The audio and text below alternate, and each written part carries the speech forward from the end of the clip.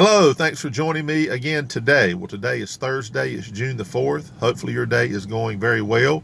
We have a beautiful day here at Harkers Island here on coastal North Carolina.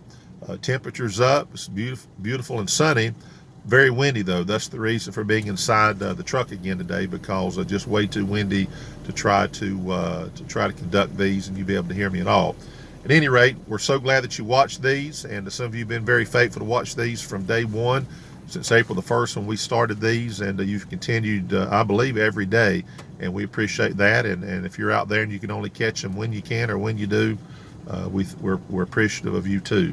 Today we're going to be in James chapter 1 verse 27. My wife yesterday, in moving some things around, discovered some manila folders full of a bunch of pages here and there, and she found these manila folders. I looked through them and found a lot of these Wednesday evening Bible studies that I had conducted. The one we're going to give you today was conducted on November the 1st, 2017, so not quite 3 years old, but at any rate, we're going to give you one of these, and in some cases, because it's already typed out and all the information was researched and all of that, it probably we can go a little bit quicker today. So James chapter 1 verse 27, we're going to talk about pure religion today. And notice what it says here: pure religion and undefiled before God and the Father is this, to visit the fatherless and widows in their affliction, and to keep himself unspotted from the world. So pure religion, if you were to have that statement, an equal mark, then we have the statements here. We're going to go through that. When you look at the word religion, the word itself means religious worship, especially external, that which consists of ceremonies. Oftentimes, all we see in terms of religion is what we see. We don't see people's hearts anyway. There's a lot of things that can be done that appear to be religious in the sense of worshiping God. But again, there's a lot of outward things that you see. Any of us could do it. Perhaps we've all been, I'll use the word guilty, of going through the motions of serving God, and we see things and we do things because it's kind of expected. But truly, the word religion is basically that which, what a person would see.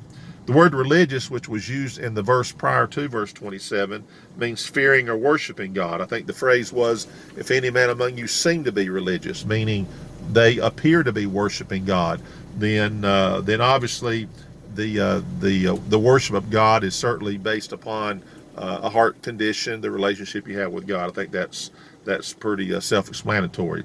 The most important element of service or the worship of God is that it indeed is what he sees. Now, we don't need to say that anymore. You understand that. If you're doing it for others to see, and that's kind of the main motivation, then you're not really worshiping God. You're wanting other people to see you in some kind of an appearance. So that's the most important element. Number 3, the world places a value upon what it typically gives and then receives in return. Now, why is that statement there? Because when you look at the two groups of people that are mentioned in this verse, pure religion is what? To visit the fatherless and the widows. And notice, fatherless and the widows. In that day, even in our day, but especially in the day when this would have been written, to think about if you used to go out and give to people, oftentimes the idea is to get something in return. Even in the investment world, you don't really give money to get the same amount back. You give to get more in return. I mean, that's kind of the idea behind interest. If the bank says, look, you put your money in our bank, we're going to pay you for us to hold your money. You can make some money while we use your money, so to speak. And that's the incentive to save money, is to make a little money. So the point I'm making about this is when you're talking about people who can't give you anything back, and you truly go out and you give to them, you help them, knowing that you're probably never going to get anything in return. You're not doing it to get anything in return. You're doing it to do the right thing. You're doing it to give. But the world's attitude is basically, if I give something, I want something in return. Now notice the visiting aspect of this. Going to them rather than them coming to us. That means that instead of you saying, well, if anybody comes to me, I'll help them. Well, the Bible puts the emphasis here about to visit the fatherless and the widows. In other words, you go out and you help them. They don't have to come to you to get the help. You go to them to give the help. I think that's Christianity. You don't wait for them to come to you. It's kind of like the soul winning aspect. You say, well, the church doors are always open for people. People's always welcome to come in. Well, okay, that's fine. But it's a lot better to say, let me go out to the public, to the people, and say, look, I want you to come. you're very welcome, and I'm inviting you personally to come to our church. Obviously, inviting people to Christ, you can say, well, if they want to come to Christ, that they know where I live, they know where the church is at. I don't. That's certainly not the best philosophy, and in some cases, it's certainly not the biblical philosophy to say, well, they see the church, they pass it every day. If they ever want to get right with God, they come on in here and we'll help them. Well, that's not what's being said here. It means to go out and to go after them. So in this case, visiting the fatherless and the widows in their affliction. And then notice this, the other main principle connected with pure religion. This was often not emphasized because, we do place the heavy emphasis upon visiting the fatherless and the widows in their affliction, and that's important. But it also says, and to keep himself unspotted from the world.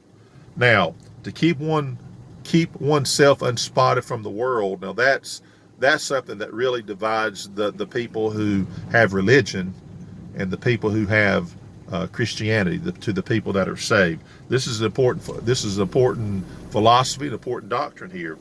The world has never embraced biblical holiness and separation. The world has never done that. Even the religious, though they may have all these separation things, I'm not going to go to that. Certainly not going to name denominations, but there's a big difference between people who are doing what they do because of who God is, and truly trying to say, I want to keep myself unspotted from the world because my God sees, and I love my God, and I want to be pure and right in his eyes and do the right thing here. That's part of pure religion, to visit the fatherless and the widows in their affliction, and to keep himself unspotted from the world. Now here's a statement I want to make. I'm not going to put a lot of time into this, and this can be a very controversial thing amongst Christians, or I'll even go as far as to say so-called.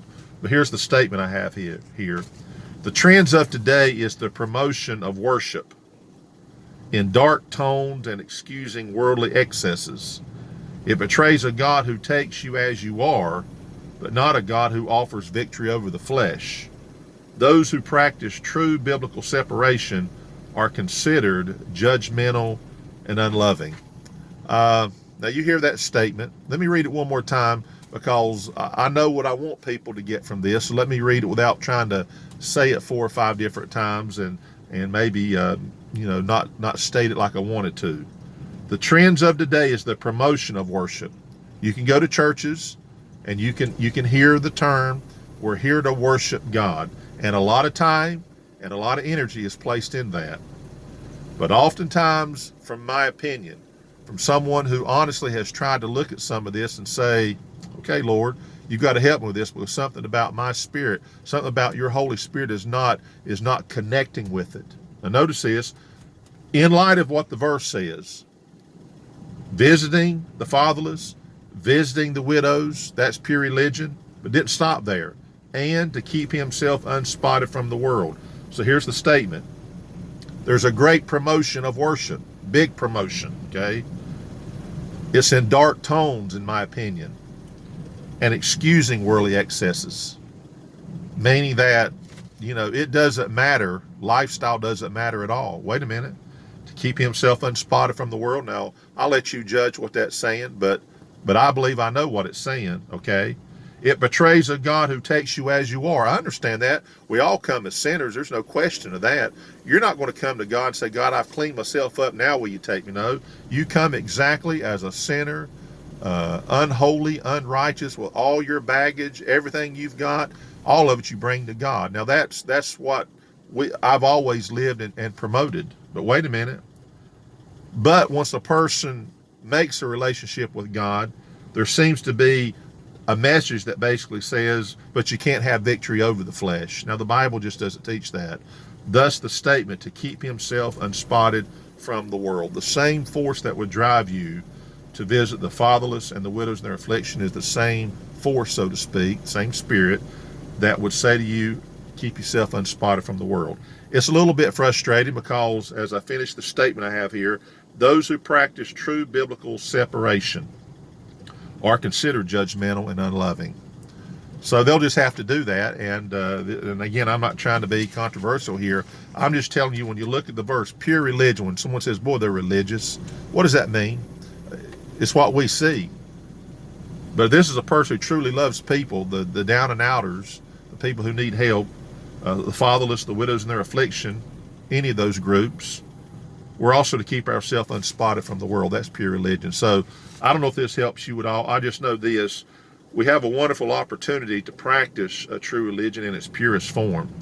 The greatest act of worship, besides a thankful heart, obviously, is to go help the helpless and maintain a pure lifestyle for God's sake. So I hope this helps you. I want to practice pure religion. I don't want just to seem like I'm one thing and then in my heart I'm not. Any of us could go through the motions, but I truly want to do the right thing, and it goes hand in hand. If you're going to help people, also keep yourself unspotted from the world. So I hope you have a wonderful day.